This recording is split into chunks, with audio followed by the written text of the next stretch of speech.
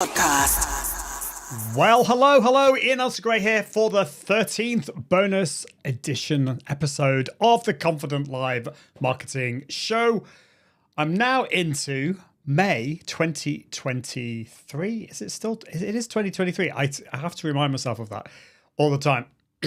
And that means that this is the month back in 2019 when I did launch this for the first time. And it's been really an exciting journey producing these live shows on the podcast. I've had so many amazing guests, and that's what we're going to be doing that's what we've been doing in these episodes, these bonus episodes, going back into the archives and bringing the best bits, the best moments over the years. And I will be sharing some information about the 200th episode. I'm just putting the final touches. I know I said that last week, but just been quite a busy week with a few things, and I will be sharing that with you. But a little bit about something exciting that I have been working on called The Most Amazing Marketing Book Ever. It is pretty amazing, this, because it is my good friend Mark Schaefer, who is a best-selling author. He is a very well-known speaker, futurist, I think is the word, as well as a marketer.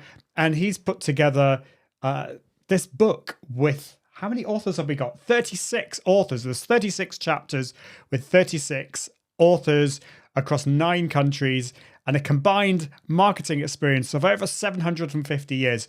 I wrote the article, the chapter, I should say, on live streaming. But every single chapter is just oozing with like really helpful, interesting, amazing content. And if you want to find out more about this, all you need to do is go to iag.me/amazing, iag.me/amazing. Now, the book is actually coming out in June, but next week, on when is it going to be? On May the 17th, it's going to be out as a soft launch, so you can find that out on Amazon. We're also going to be doing a live stream as well. So there are some amazing authors here. Who have we got? We've got Scott Murray. We've got Samantha Stone. So many people here, which I'm not going to go through all of them because I'll probably forget. But yes, that is amazing. Can't wait for that. Well, in today's episode, I'm going to be going back to the archives and looking at the interview I had with my friend Shelley Röstlund, and also with Martin Buckland as well.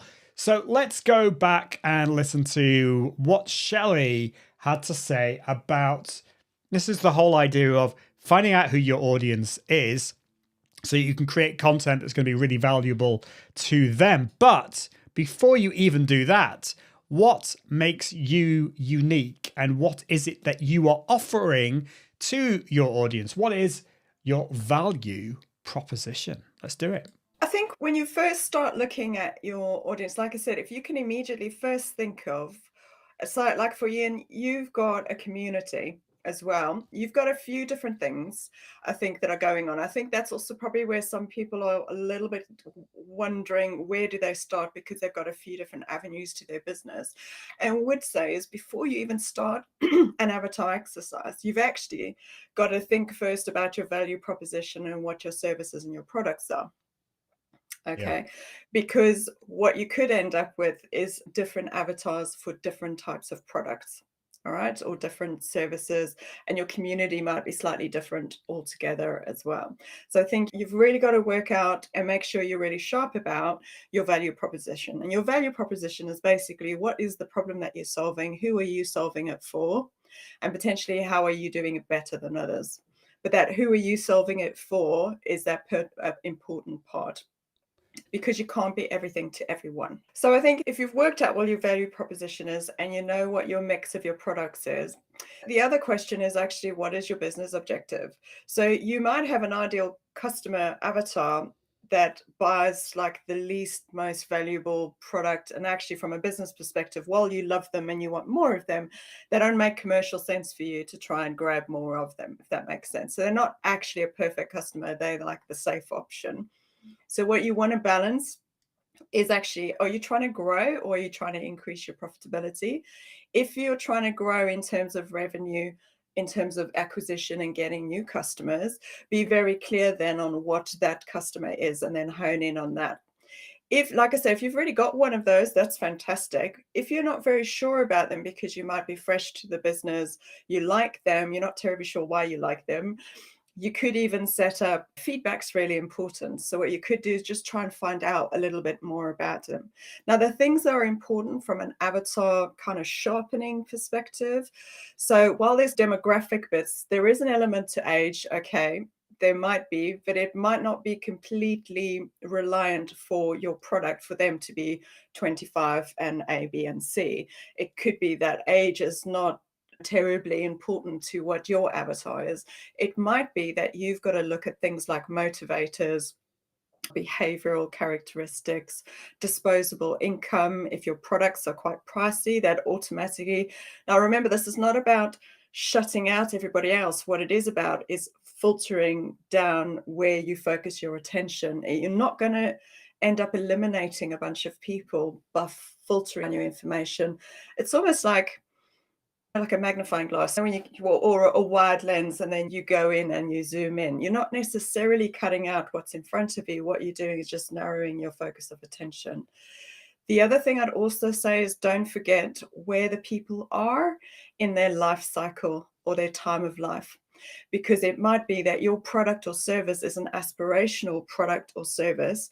So the kinds of people that you're trying to look for are people who are aspiring for a new need or a new something in the future. And those are the guys you want to tap into, not necessarily where they are right now in their lives or in their business. Really good advice there from Shelley. There's so much to think about. And this is what I've been focusing on recently is business development, business coaching. So I'm working with a business coach. And even before you get to some of those things that Shelley was saying, you know, these are the kind of the big, deep questions. What are your values? And we'll talk about that in a bit, but what is your purpose? Why are you doing these things? Because at the end of the day, you've got to think, well, yes, you've got your business to make money, but what actually fulfills you? What is your purpose?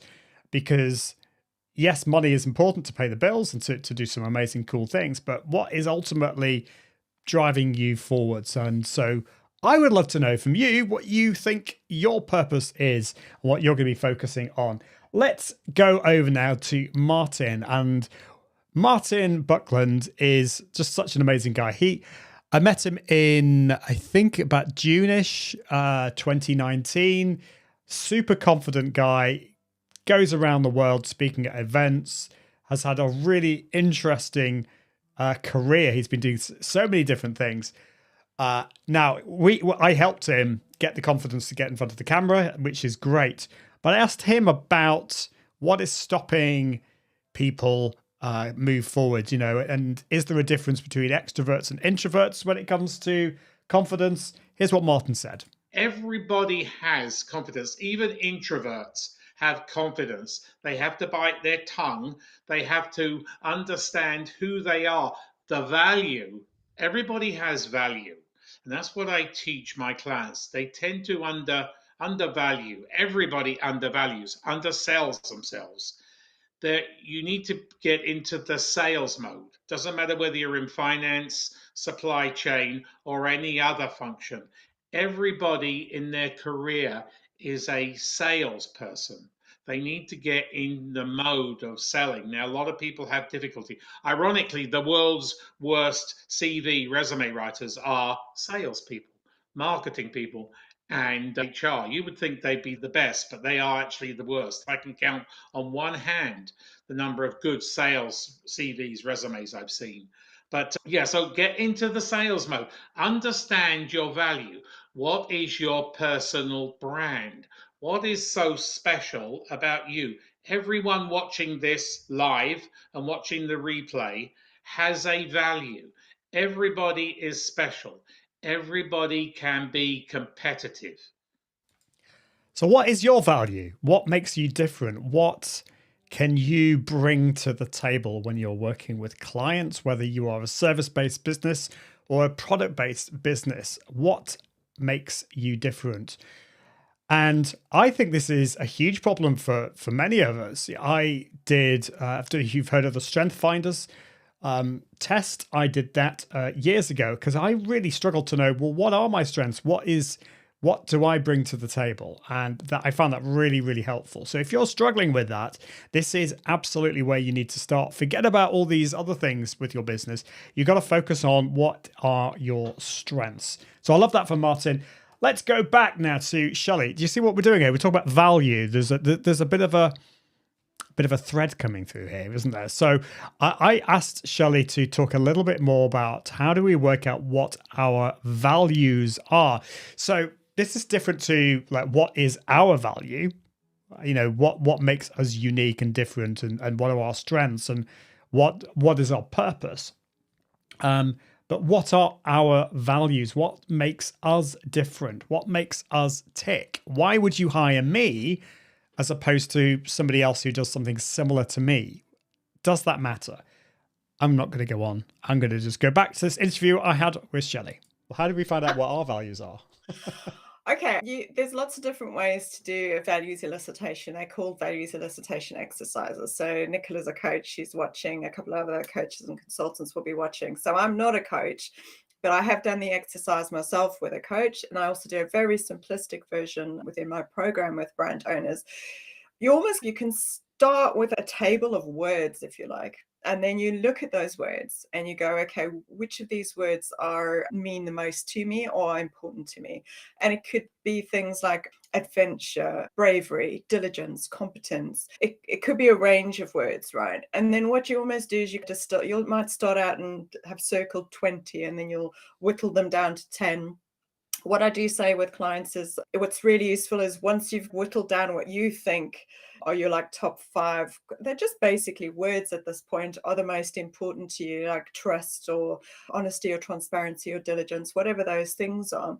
But then actually go back to your customers and your audience, or maybe not your customers. I'd probably do it more like professionals that know you, have known you for a while. It could be a couple of good clients that have known you for donkey's years and have worked with you for ages. They're a pretty consistent litmus test for you.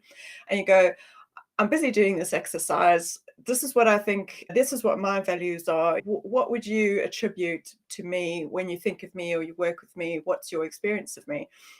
And actually, they'll give you some feedback as well. And then you can go, okay, we are the match really well. So they go, what's important to me seems to be reflecting really well. They are identifying me as that, which is good.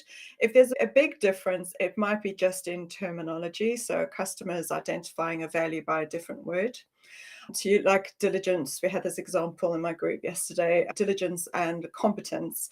So while the brand owner goes, competence is really important to me, it's something I really value, and then a customer goes, actually, I think you're quite diligent. To me, they're quite similar, but they're just slightly different meanings. So I think you've just got to work out what are the things that are important to you, what are the things that are non-negotiables. They're basically things that you would go to battle for because the line is drawn in the sand. That makes sense. So those are your values and you build those into your principle as a brand. So interesting. So what are your values? What are the points that you would die on a hill for? Is that the phrase she used? I can't remember. For me, it's something I need to think about. I think integrity and truth are really important. Absolutely important. Integrity is so important. And encouragement. I think so many of us as human beings don't get the encouragement that we need, and you need to align that with truth. I don't think you want to tell people lies, but I also think people need encouragement, and so those are my values. What are yours?